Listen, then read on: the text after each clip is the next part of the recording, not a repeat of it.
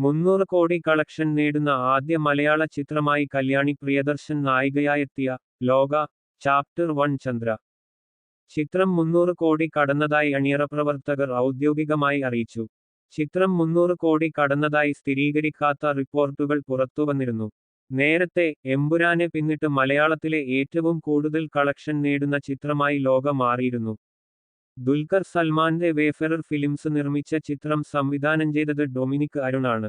5-ാം വാരത്തിലും 200-ലധികം സ്ക്രീനുകളിലായി ചിത്രം വിജയകരമായി പ്രദർശനം തുടരുകയാണ്. കേരളത്തിൽ നിന്ന് മാത്രം ചിത്രം 120 കോടിയിലേറെ നേടിയതായാണ് വിവരം. 21-ാം നൂറ്റാണ്ടിൽ ഏറ്റവും അധികം പ്രേക്ഷകർ ആഗോള തലത്തിൽ കണ്ട മലയാള ചിത്രമായി മാറിയ ലോക, കേരളത്തിലെ തിയേറ്ററുകളിൽ നിന്ന് മാത്രം ആദ്യമായി 50,000 ഷോകൾ പിന്നിടുന്ന ചിത്രമായും മാറിയിരുന്നു. മലയാളത്തിലെ പുതിയ ഇൻഡസ്ട്രി ഹിറ്റായി മാറിയ ചിത്രം 1,18,00,000-ലധികം പ്രേക്ഷകരാണ് ഇതിനോടകം ആഗോളതലത്തിൽ കണ്ടത്.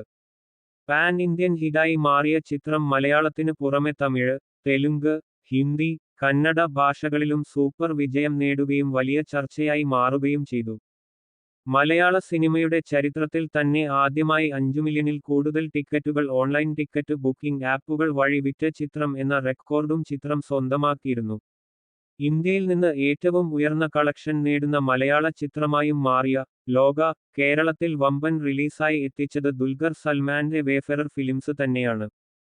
മലയാള സിനിമയുടെ ചരിത്രത്തിൽ തന്നെ ആദ്യമായി 5 മില്യണിൽ കൂടുതൽ ടിക്കറ്റുകൾ ഓൺലൈൻ ടിക്കറ്റ് ബുക്കിംഗ് ആപ്പുകൾ വഴി വിറ്റ ചിത്രം എന്ന റെക്കോർഡും ചിത്രം സ്വന്തമാക്കിയിരുന്നു. ഇന്ത്യയിൽ നിന്ന് ഏറ്റവും ഉയർന്ന കളക്ഷൻ നേടുന്ന മലയാള ചിത്രമായും ലോക മാറിയിരുന്നു.